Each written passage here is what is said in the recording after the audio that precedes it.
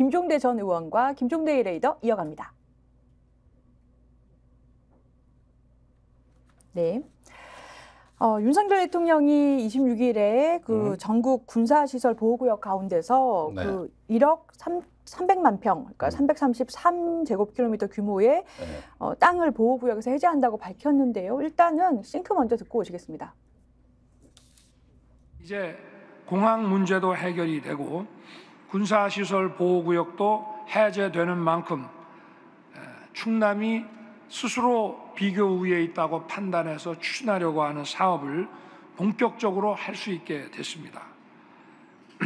민군이 협력해서 지역경제 발전을 이루는 멋진 성공 모델이 될 것으로 기대합니다.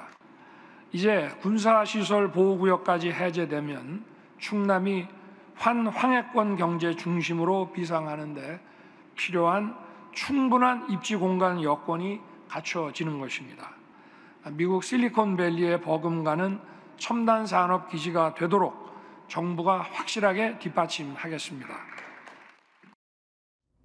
네, 김종대 의원님, 지금 정부가 하루가 멀다 하고 뭐 총선용으로 떡밥을 쏟아내고 있어요. 뭐 그린벨트도 해제한다, 뭐 했는데 지금 이번에 발표된 거는 서울 강남구, 포함, 송파구 이렇게 해서 여의도 면적의 117배에 이르는 군사시설 보호구역을 해제하겠다. 근데 지금 제가 이거 보고 놀라가지고 국방부 보도자료까지 찾아봤는데 뭐 민군 상생을 위해서 역대 최대 규모를 해제한다라고 돼 있고 2007년에 뭐 군사시설 보호법을 제정한 이래로 최대 규모를 해제한 거라고 그래요. 이거 어떻게 보십니까? 참 자다가 봉창 뜯는 소리들 한다. 진짜 이게 뭐 보면은 아주 너무 초현실적인 얘기라서. 초현실적이다? 자, 우선 보겠어요. 예. 제가 국방만 30년째 들여다보고 있는데 1억 3천만 평 해제는 처음 듣는 역대급 규모거든요. 이건 아마 제도가 생긴 이래 처음인 것 같아요. 국방부도 그렇게 얘기하더라고요. 그런데 매년 미세 조정은 있었어요. 그리고 과거에 제 기억으로는 아마 이게 김영삼 정부 때까지는 선거 때 앞두고 좀씩 이렇게 풀어주는 이런 시해 조치를 했는데 그때 규모가 대체로 한 1,000만 평? 또는 뭐 몇천만 평 단위 이런 건 내가 본 적이 있어요. 마지막으로 본 게 그 대규모가 94년에 이병태 국방부 장관이 그때 직접 언론에 나와 발표하던 게 생각이 나는데 대부분 국방부 장관이 발표합니다. 왜 대통령이 발표합니까? 일단은 기자 질문에 답을 해야 되니까. 이게 이런 이유로 해서 군사적인 어떤 계획 조정이 있었고 그래서 이렇게 풀어준다. 국방부 소관인데 지금은 국방부 팔비 틀어가지고 대통령이 다 내 거야 가져와 이 모양으로 진행되고 있다는 거. 여기서부터 속이 보인다는 거고. 예전하고 다른 점이 그거다. 방식이 그렇고 규모가 그렇다. 자, 그랬는데 이게 그러면 117배에 이르는 하여튼 이 어마어마한 땅의 군사보호구역을 해제할 때는 기본 절차가 그 군부대에서 민원을 접수하는 걸 검토 결과 합참으로 보내고 합참이 국방부 승인을 얻어서 발표하는 거거든요. 이게 기본 절차인데 이미 작년 12월에 일상적 해제 조치가 있었어요. 안 그래도 작년에 벌써 한 번 해제했더라고요. 그게 한 4천만 평 돼요. 그것도 규모가 큰 겁니다. 근데 지금 몇 달 됐습니까? 작년 12월에서. 그러네요. 석 달이 안 됐어. 석 달이. 그러니까 주민 불편이 있을 수는 있는데 그게 석 달 만에 갑자기 아니 석 달 만에 무슨 민원이 얼마나 발생했길래 1억 3천만 평을 해제하냐 이거예요. 이것부터가 이건 초법적 과정이 있었던 거다. 그것도 이례적이네요. 그러니까 작년은 정상적으로 한 것 같아. 느낌에. 그걸 1년 내내 검토해서 12월에 발표한 거예요. 아무래도 지역 주민들께서는 불편하다 이렇게 막 말씀하시니까 재산권 제한되고. 그것도 오래동안 검토한다고. 군부대가 뭐 어느 날 갑자기 생겼다 없어졌다는 떴다방이 아니거든요. 그렇죠. 그러다 보면은 이런 게 함부로 받기가 어려우니까 검토 기간이 길어요. 그래가지고 작년까지 그 모아진 건 12월에 했다고. 근데 지금 석 달도 안 지났어. 그런데 그 사이에 1억 3천만 평이 뭐가 사유가 발생해가지고. 자, 그럼 한번 내역을 한번 보자고요. 이걸 서산에 가서 발표한 게 서산인 그 비행장. 그게 여기가 제일 규모가 커요. 지금 발표한 게 충남에 가가지고 허산 비행장에 가가지고 이번에 요 일대에서 141제곱킬로미터를 해제하겠다 이렇게 이게 한 발표했죠. 4천만 평 돼요. 예. 그러면 이번에 해제하는 거에 거의 3분의 1에서 2분의 1 예. 사이라고. 지금 저희가 이제 전국 지도로 이번에 해제 규모 보여드리고 있는데 곳곳에 있습니다. 지금 그 군사 접경 지역인 경기도 파주를 중심으로 해서 있고요. 서울 강남에 있고요. 충남, 충청도권에 있고 강원에 있고 충북에 있고 세종에 있고 이렇습니다. 그 지도 좀 잠깐 띄워놓고 보시죠. 예. 자, 서산에 가서 자, 저기 경기 북부는 접경지라 가지고 규모는 커 보이지만 사실 도심지는 적다고. 아, 그렇군요. 그러면은 이번에 개발의 이 저기 잭팟을 터뜨리려는 이 발표를 충남 서산 가서 한 거예요. 아, 그것도 이유가 있겠죠. 요게 이제 규모가 제일 사실상 큰 거다. 그렇게 보면 저기에 뭐가 있길래 그러냐? 공군 F-16 전투기가 배치돼 있어. 그게 그러면은 그 전투기 주변에 보호구역이 있는 거네요. 비행장 그렇습니다. 주변에. 예. 그러면은 F-16 전투기를 어디 창고로 보낼 겁니까? 그 전투기는 그대로 있는 거예요. 그렇죠. 그리고 대한민국 주력 전투기예요. 예. 우리나라 주력 전투기는 F-16하고 F-15 이런 게 신형 기종으로 돼 있고 최근에 F-35가 들어왔단 말이에요. 그러면 서산에는 F-16이 90년대 말부터 들어와서 배치가 되는 핵심 군 공항이에요. 예. 이거는 또 저기 그 장차 어떤 중국 서해 안보까지 중에 고려한 하나의 국가의 중추 전략 기지다. 의원님 제가 잘 몰라서 그런데 그 전투기 주변의 보호구역은 어떤 역할을 하는 겁니까? 아니 이제 이 비행장 주변에는 군사보호구역이라 그러지 않고 고도 제한 또는 비행 안전 이렇게 그 여러 가지 그걸 넓은 의미로 군사보호구역이라 그래. 그럼 전투기가 자유롭게 뜨려면은 그 주변에 높은 건물도 없어야 되고 없어야 되죠. 시야 가리는 거 당연히 없어야 되고. 당연히 없어야 되죠. 그러니까 어느 정도 공간이 당연히 필요한 거네요. 그러니까 이 또 경비를 해야 되죠. 부대 시설이 있을 거 아니에요. 아, 그렇구나. 그러면 저기 부대가 편성되고 경계 시설이 있어야 되고 철조망이 칠 거고 이런 여러 가지 군사 파생 인프라가 확산이 되니까 그 일대는 또 군사 보호구역이 되는 거거든요. 근데 아까 보니까 그 전체 아까 그 333제곱킬로미터 중에서 140제곱킬로미터 정도가 지금 충남 서산에서 풀린다고 돼 있더라고요. 아, 그러니까 그 지도 좀 다시 띄워보세요. 굉장히 대부분이 여기서 풀리는 걸로 돼 있는데. 이렇게 돼 있는 겁니다. 자, 그다음에 서울 봅시다. 서울이 저게 뭐냐면 과천하고 겹쳐 있는 지역이에요. 우면산 일대인데 이게 뭐냐면은 우면산 정상에 그 이명박 정부 때 폭우로 산사태 난 사건 기억나시나요? 예, 기억납니다. 그때 지뢰가 떠내려왔다는 뉴스 보셨나? 아, 그런 뉴스가 있었어요. 그 예술의 전당 옆에 예술의 전당 쪽으로 토사가 밀려왔지. 한복판에. 그래서 아파트를 덮쳐서 한 분이 돌아가셨죠. 맞아요. 그것까지는 기억나는데. 그랬는데 그때 지뢰가 떠내려왔다 그래 난리가 났었어요. 그럼 산 정상에 뭐가 있어? 지뢰까지 설치될 정도의 뭐가 중요한 시설이 있다는 뜻 아닙니까? 네. 거기에 국가 전략 자산이 배치돼 있어. 뭐죠? 수도권의 그 안전을 보장하는 최첨단 지대공 미사일이 배치돼 있어. 근데 기종은 얘기 안 할게. 내 군사 비밀이라서. 그리고 그 우면산 정상에서 이번에 해제된 데가 과천 쪽으로 흘러내려가는 쪽인데 거기가 과천 신도시가 들어와. 그렇잖아요. 그렇죠. 그 선바위역 일대부터 우면산 터널 있는 데까지 쫙 이렇게 돼 있어요. 그 개발의 요구가 큰 데잖아요. 거기 완전 강남 한복판이죠. 그렇죠. 서초역, 교대역, 남부터미널역 해가지고. 이제 과천 쪽으로. 그러면은 이게 뭐냐면은 이게 수도권 안전을 위한 전략 자산을 거기 배치하느라고 그 배치된 지도 오래 안 돼 또. 그래가지고 공군 부대가 창설이 돼 있어요. 그러면 군사보호구역은 그걸 얘기하는 거예요. 근데 그거 해제해도 돼요? 아니 그러니까 이게 나 지금 이게 실화냐 내가 지금 자꾸 말씀드리는 이유가 이거 실화냐 이런 거예요. 자, 그다음에 지도 다시 좀 띄워보세요. 다른 지역도 한번 보겠습니다. 지금 다른 지역도. 충남 서산의 50% 정도에 해당하는 141제곱킬로미터 받고요. 서울의 46.4제곱킬로미터 해제한다고 했고요. 그다음에 진천에는 저기 원래 저기가 유도탄 사령부가 있는 데입니다. 유도탄 사령부요? 그런데 최근에 그걸 강원도로 옮기니까 저거는 이해가 가. 그다음에 세종시 있잖아요. 저기에 있는 군 비행장은 인근의 조치원하고 통합이 되니까 저것도 이해가 가. 저라도 뭐 그거는 할 것 같아요. 저기는 기존에 뭐 국방부에서 검토 대상이었을 수 있겠네요. 그 남이 경기도입니다. 예. 이번에 경기 포천, 굉장히 양주, 넓은데요? 가평, 연천 있는데 예. 아니 저짝이 수도권 방어의 핵심 지역이잖아. 저기가 군부대 최고 밀집 지역 아니요. 그렇죠. 아니 저기가 사실은 지금 국경 지역인데 저기 저렇게 다 풀면은 서울권하고 지금 북한하고가 그냥 일반 지역으로 붙는 거 아니에요? 저렇게 풀면 그러니까 저게 이제 최근에 뭐니까 이 서울 편입의 그 지역들이 마구마구 나왔잖아요. 맞아요, 그렇죠. 예. 김포, 예. 뭐 구리, 예. 뭐 가천도 얘기 나오고 그러니까 지금 이게 수도권에 어느 정도 영향권 안에 있는 지역이기 때문에 여기에서 일단 군사보호구역을 대규모로 해제해가지고 어떤 서울 메가시티 구상하고 엮어서 부동산 개발붐을 일으키고 이게 이 정부의 기본 구상이란 말이에요.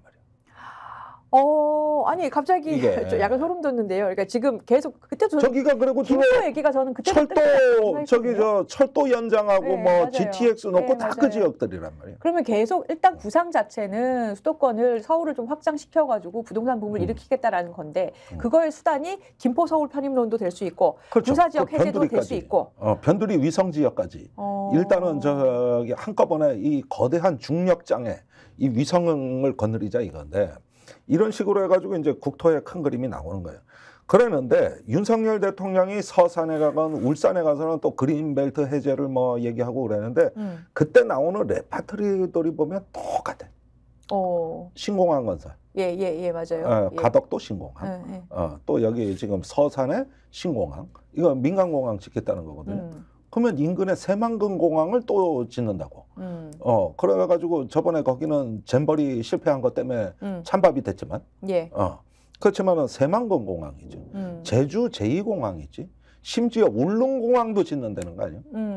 그러면은 지금 저기 그 전국이 공항 포화 상태에서 항공 여객이 코로나 이후로 줄었는데 예. 공항은 몇 개가 늘어나는 게 전국이 아주 공항 못 쪄서 난리가 난 상황이다. 공항만 집니까? 인프라 따라가야 될 거 아니에요.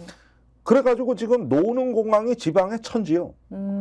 속초 양양공항 같은 데는 그 뭐 비행기가 안 내리니까 뭐 빨래나 널든가 고추나 말리지. 그 활주로 뭐 해서 먹습니까? 그거? 의원님, 지금 우리가 해제 지역들을 하나하나 봤어요. 어떤 지역은 그럴 수 있겠다라고 평가해 주셨고, 뭐 그리고 서울 접경 지역하고 충남이라든지 이런 곳은 굉장히 좀 문제가 있다라고 말씀해 주셨는데, 이 서산에다가 이걸 군사보호구역을 풀고 첨단 그 국방산업단지, 첨단 뭐 복합산업단지에다가 저기 서산 공항을 깔겠다 이 얘기인데 미친 거 아니요? 아니 서산의 그 벌판에 이미 해제된데도 기업이 안 들어오고 또 뭐가 저기 산단이라는 게 뭐 전국에 널려 있는 게 산업단지인데 이게 충남이 실리콘밸리가 된대. 그러면은 여기에 이 인근에 평택에 반도체 세계 최대 클러스터 진다 그랬지. 여기에 실리콘밸리 만든다 그랬지. 창원에 방위산업체가 다 몰려 있기 때문에 사실은 거기가 국방산업단지거든요. 예. 근데 여기다 국방산업단지를 또 만든다 그랬지. 아니 그러면 의원님 말씀 종합하면 이게 뭐 그러면은 내가 보니까 이거예요. 자기가 무슨 문수보살이야? 모든 중생들 다 해방시키고 저기 극락에 보내주고 자기가 무슨 자유롭게 다 퍼주고 저기 뭐냐 박씨 물고 온 제비야? 방만 깨면은 그냥 황금이 우르르 쏟아지게? 이런 허황된 꿈들을 이게 지금 일단 현실성이 낮고 진짜 경제 부흥이 될 거냐라는 부분에서도 지역에 정말 도움 될 거냐 아니면 괴물 같은 충물 같은 공항만 남을 거냐도 좀 의문이다라는 건데 그리고 국방 그런 보호 차원에서도 의문이다 또는 위기다 초현실적이기까지 하다는데 그럼 결국에 총선 앞두고 이렇게 대규모로 보호구역 해제 땅값 오릅니다 이렇게 얘기한 거는 결국에는 선거에 미칠 영향을 계산해서 그런 거잖아요. 아니 우선 그죠? 집가를 올리겠죠. 저기 야 여기 개발된다는 소문만 퍼져도 우리나라는 그것만 갖고도 부동산이 들썩들썩하는 나라예요.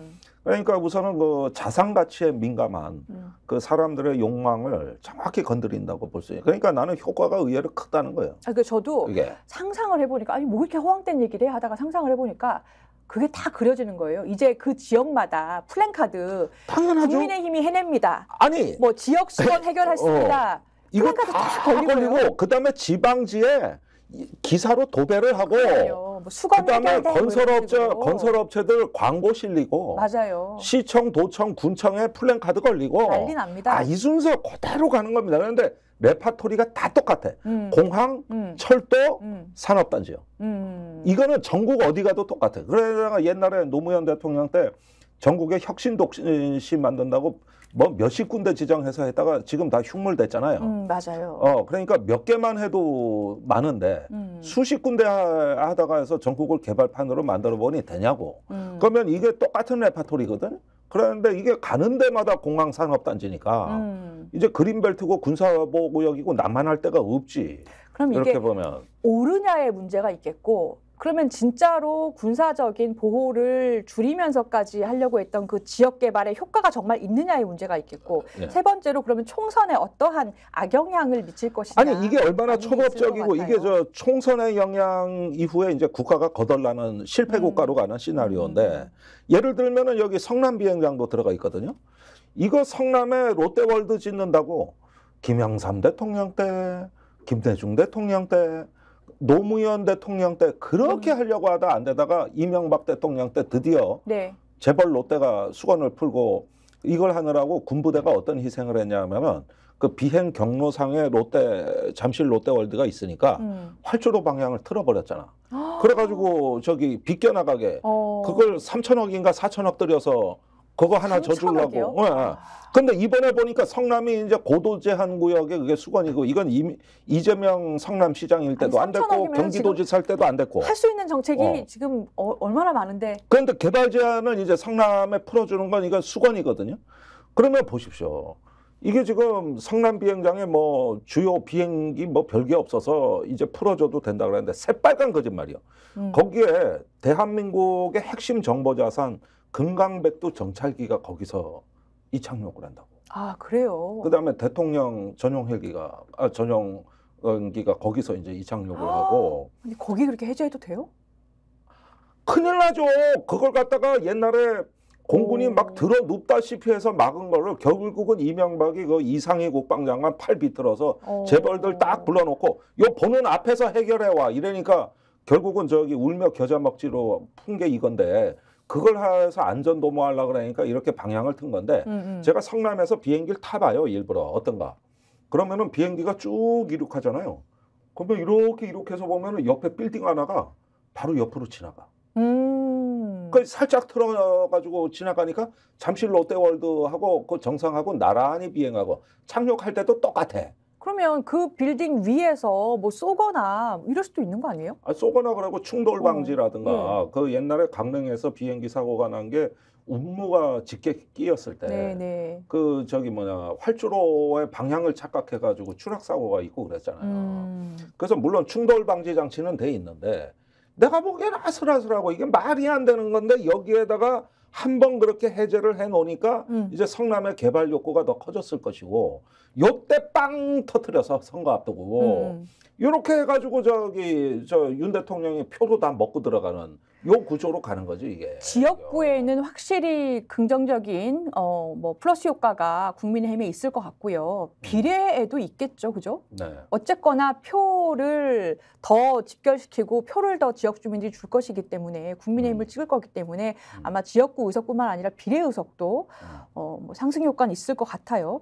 근데 군사시설 보호구역 해제가 처음은 아닌데 이게 지금 예상하기로는 경제적 효과가 없거나 뭐 그러기가 어렵다고 말씀을 해주셨는데 지금 2008년 이후에 거의 매해 해제 조치가 있었다고 했잖아요. 네. 그게 실제 지역 경제에 도움된 예는 있나요? 좀 드러나게. 네, 이런 식의 거대한 개발이라기보다는 주로 이제 그 예컨대 축사를 짓고 할 때 증개축을 해야 되고 또 어디에서 뭐 이렇게 보니까 좋은 자원이 산에서 발견이 되는데 근데 뭐 순도가 높은 구리나 청동이나 이러고 좀 채굴을 해야 되겠는데 공교롭게 군사보호구역이거나 또는 작전도로 하나가 딱 가로막고 있어서 그쪽에 농지가 이렇게 개발용지로 됐는데도 그 도로 하나 때문에 안 된다거나 이런 것들이 많은 거예요.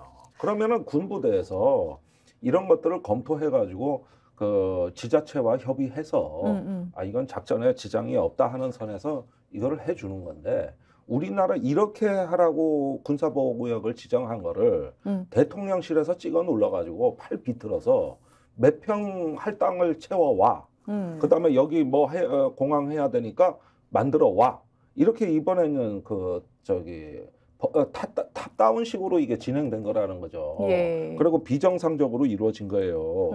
이렇게 보면은 과거에는 선거 때가 아닐 때 제법 크게 좀 해제한 때도 있긴 있었어요. 예. 문재인 정부, 김영삼 정부 예. 있기야 있었죠. 예. 아니 왜냐면은 이런 식으로 사실 지역 주민들 입장에서는 나라를 위한 일이긴 하지만 재산권이 계속해서 제한되고 불편하신 점도 있는 건 사실이에요. 그래서 좀 약간 필요성이 덜해지거나 이런 부분들은 그래서 계속 꾸준히 검토를 해서 종합적으로 해제를 해왔던 거잖아요. 그렇죠. 정상적으로 하는 걸 뭐라 그럽니까? 오히려 더 필요하죠. 그리고 접경지역 지원특별법이 우리나라는 있기 때문에 이런 군사보호구역으로 재산권 행사 못하는 지역은 특별히 지원하게 돼 있습니다. 예. 그런데 그 법이 있다는 것도 사람들이 잘 몰라요. 그래서 이런 부분들은 우리가 좀 고려해서 지역의 균형 발전하고 접경지역의 200만 주민들의 삶의 질 향상을 위해 뭘 해야 될까? 네. 이런 얘기는 해볼 만하죠. 맞습니다. 그런데 예를 들면 여기 서산에서 제일 많이 풀렸다 그랬는데 서산의 제일 문제가 우리나라 화력발전소가 다 거기가 있잖아요. 그러니까 전국에서 공기질이 제일 나빠요. 예. 중국에서 불어오는 미세먼지도 글로 가고 석탄 화력발전소에다 그러니까 항상 하늘이 우중충 해가지고 이 삶의 질을 좀 높여달라는 이런 주민들의 절박함이 있는 겁니다. 예. 그러면 어떻게 근린 생활시설이라도 더 짓고 그다음에 석탄 저감 대책을 세우고 뭐 이렇게 해서 내가 사는 곳에서 내가 여생을 편안하게 보낼 수 있는 이런 어떤 삶의 질 향상에 우리가 관심을 우리가 정책을 내놨다. 이건 오히려 필요한 거예요. 이건 민주당이 하셔야 돼. 네. 그런데 갑자기 그냥 뭐 천지개벽을 하듯이 이렇게 되면은 있는 비행장, 있는 석탄 화력 발전소는 그럼 어떡하고? 그리고 이쪽을 갖다가 뭐 첨단 복합 서산 태안을 만든다. 그리고 환황해권 경제를 위해서라는데 환황해권이 되려면 중국하고 사이가 좋아야 돼. 이건 중국을 얘기하는 거예요. 환황해권이라는 거예요. 근데 한중 관계 이래 망쳐놓고 중국 관광객 다 끊어지고 이렇게 해서 중국을 못 잡아먹어서 난리 나가지고 뭐 꼬라박는 경제라고 막말해놓고 뭔 환황해 강제권이요? 지금 중국하고 무역액이 20% 줄어서 우리나라 무역이 거덜날 판인데 이걸 좀 선거니 뭐 정치공학이니 다 떠나서 국익을 위해서라도 야당에서 조금 더 역할을 해줬으면 좋겠다 이런 그렇죠. 생각이 드네요. 이건 과거에 안희정 충남도지사가 만든 게 환황해권 개념이에요. 인천시하고 해가지고 중국과의 이렇게 내해를 만들어서 거기서 어떤 황금의 시대를 만들자. 이래가지고 중국에 얼마나 공을 많이 들었습니까? 그런데 이제는 중국을 다 망친 대통령이 나와 황해를 위해서 서산공항 짓겠다고 하니까 이렇게 앞뒤가 안 맞을 수 있습니까? 이렇게. 자, 이 제3지대로 좀 가볼게요. 조국신당 예. 1호 인재를 영입했습니다. 그러니까 이제 신장식 변호사 뭐 이제 잘 아시는 인물일 텐데 그러니까 조국 신당에서는 윤석열 정권 심판에 앞장서겠다 이렇게 선언을 했고 그러다 보니까 워낙에 민주당 강성 지지층이 또 지지를 모아주고 있지 않습니까? 그래서 제3지대의 변수로 좀 떠오른 모양새예요. 그러니까 민주당의 강성 지지층이 조국 신당으로 집결한다, 성공한다 가능성이 좀 있다고 보십니까? 일단은 우선 색깔이 가장 선명한 정당이고 맨 앞줄에 제1열에 있는 정당이라는 건 인정을 해야 될 것 같습니다. 그렇죠. 그러다 보니까 이제 조금 정권 심판 유권자들에게 기대감을 많이 불러모으고 지지율이 처음에 컨벤션 효과라서 꺼질 줄 알았더니 그게 아니라 오히려 더 높아지고 있어요. 심판을 한다면 사실 이분은 직접 피해자다라고 얘기를 본인이 그렇죠. 할 수 있죠. 네. 검찰 정권의 피해자다. 네. 그리고 어떻게 보면은 개혁신당이나 이낙연 제3지대로 갈 어떤 기대표가 1위로 오고 있는 거 아닌가 하는 느낌이 들 정도로 두 자릿수 지지율을 보여주는데 이게 얼마나 견고하냐. 예. 이건 아마 3월 초까지만 지켜보시면 될 것 같아요. 그다음에 완전히 전투형 정당입니다. 여기가. 어떤 면에서요? 전투형? 목숨 걸고 싸우는 거예요. 목숨 걸고 싸우고 네가 죽나 내가 죽나 해보자. 그러니까 최근에 민주당의 답보 상태에서 약간 실망하는 어떤 그 여론이 비례표는 조국 신당 이런 식의 어떤 구도가 형성돼 가는데 이게 얼마나 견고하냐는 3월 초면은 이제 결정이 될 것 같아요. 그렇죠. 사실은 이제 2월 다 끝났고 이제 곧 3월이에요. 그래서 뭐 공천도 거의 다 마무리되고 좀 약간 실질적인 지지세들이 떠오를 것 같아요. 아무래도 열린민주당을 모델로 하는 것 같습니다. 그러니까 그 민주당보다 조금 더 왼쪽의 민주당을 표방하는 뭐 그런 정당들. 근데 약간 변수가 지금은 4년 전하고 상황이 다른 게 뭐 용해인 의원의 새진보연합도 있고요. 그리고 송영길 전 대표의 뭐 정치검찰 해체당도 있고 그러한 모델을 4년 전 열린민주당 모델을 하겠다라는 데들이 꽤 있단 말이에요.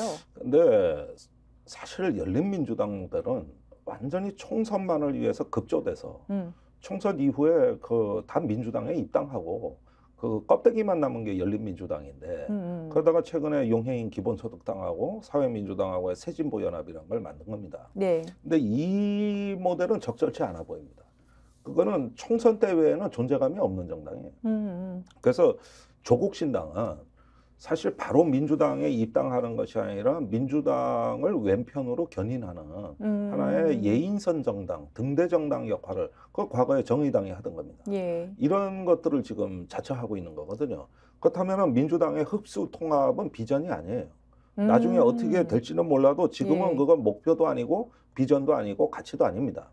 그게 아니라 선명하게 순수 전투 조직으로 남겠다는 이야기고 또 그게 지금 표를 모으고 있는 비결이거든요. 예. 그래서 일단은 그 점에서는 기대감을 모으고 있는 건 사실이다. 예. 그 다음에 이게 그런 면에서 어떤 사법 리스크의 당사자로서 어떤 개인 정치가 아니라 지속적인 어떤 등대 정당 역할을 하려면 제가 보기에는 신장식 변호사뿐만 아니라 이제 여성 후보가 없잖아요. 예, 그러면 예. 비례 후보를 채울 수가 없어요. 그러니까 이런 부분에서 어떻게 진영이 형성되느냐 문제는 지금부터 시작이다. 그러면은 제가 보기엔 그렇습니다. 예. 그 일단은 뭐 홀수는 다 여성 그렇죠. 순위로 해야 되기 때문에 아마 있을 겁니다. 예, 예. 이런 부분에서 어떤 3월 초에는 제대로 된 진영이 갖춰져야 되고 저는 원래 이성윤 검사장도 조국 신당으로 갔을 때 시너지 효과는 더 컸다고 봤어요. 예. 민주당으로 갔죠. 예. 예. 그런데 이제 전주로 나가신다는 거 아닙니까? 예. 근데 그런 면에서 보면은 조국 신당은 조국 대 한동훈이라는 구도를 만드셔야 된다. 그래서 한동훈에 대한 해결사는 나라는 이런 믿음을 줘야 표가 그쪽으로 굉장히 많이 이렇게 견인이 됩니다. 그래서 지금은 그걸 자처했기 때문에 두 자릿수가 나온 거예요. 그 조국 인재영입 위원장 지금 그 신장식 변호사에 대해서 어떻게 평가했냐면 오랫동안 노회찬 의원과 함께 활동했던 진보 정치인이다 이렇게 평가했습니다. 의원님 어떻게 보십니까? 저도 그렇게 평가합니다. 사실 노회찬 원내대표께서 서거하실 때 당 사무총장이 신장식이에요. 예. 그러니까 그때 장례식부터 해서 추모 행사를 다 도맡아 한 게 신장식이고 둘 사이엔 오랜 인연이 있죠. 그런 면에서 뭐 그때 그 마성 모란공원에서 사회 보면서 펑펑 울던 신장식을 저는 기억하거든요. 그런 면에서 둘은 정서적으로 연결돼 있다. 이 부분은 인정해야 될 것 같고 조국 전 법무부 장관은 노회찬 원내대표의 후원 회장이었어요. 아 맞아요, 그랬죠. 예, 네. 예, 예. 그렇게 보니까 인연이 있네요, 두 사람이 또. 연결이 네. 돼 있다고 네. 볼 수가 있습니다. 근데 그거는 이제 노 대표는 이제 공공재가 돼서 뭐 많이 아까 보니까 이택수 리얼미터 대표도 노회찬 의원 얘기하던데. 그러면 만인의 친구가 됐고 그런데 노회찬 정신을 계승하려면 노회찬 대표가 누구보다 정치개혁에 앞장서온 인물이거든요. 맞아요. 예. 만약에 지금 살아계셔서 이 위성정당 창당 이런 어떤 그 상황을 보셨더라면 굉장히 화를 내셨을 거예요. 평생을 그 정치개혁에 대한 자기 일관성을 지켜오신 분이 그런 어떤 위성정당 또 이런 선거 때 떴다방 이런 걸 결코 좋아하실 리가 없습니다.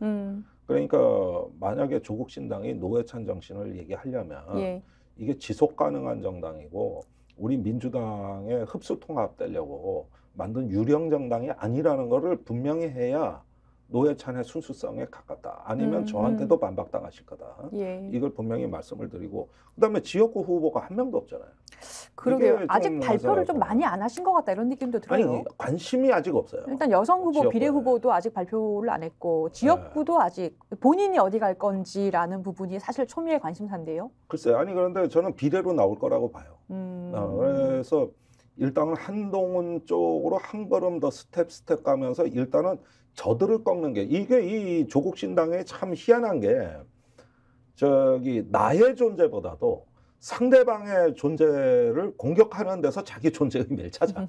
예, 그게 약간 출발의 특이한 점이거든요. 예. 근데 그게 유권자의 정서의 플러그에 꽂은 거죠. 그런 면에서 있는데 저는 정의당의 역할을 대신하겠다면 그 지속 가능성은 보여줘야 됩니다. 아무리 그래도 정의당이 지지난 총선에 후보자 지역구 70명, 지난번 50명, 이번에는 한 12명 정도 그래도 내는 네. 정당이라는데 예. 이걸 과소평가하면 네, 안 되는 선거 거거든요. 때마다 정말 애쓰셨습니다. 네. 그걸 과소평가하면 안 된다.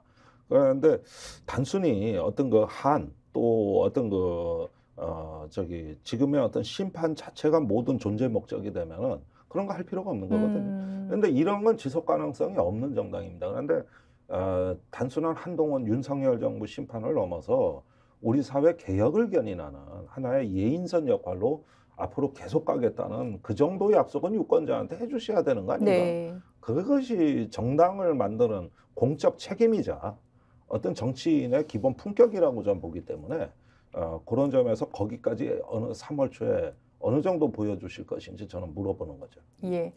네, 여기까지 하겠습니다. 오늘 김종대 레이더 그 대통령의 군사시설 보호구역 해제 집중평가 해봤고요. 조국 신당이 나아갈 길 같이 이야기 나눠봤습니다. 지금까지 김종대 전 국회의원과 함께했습니다. 감사합니다. 감사합니다.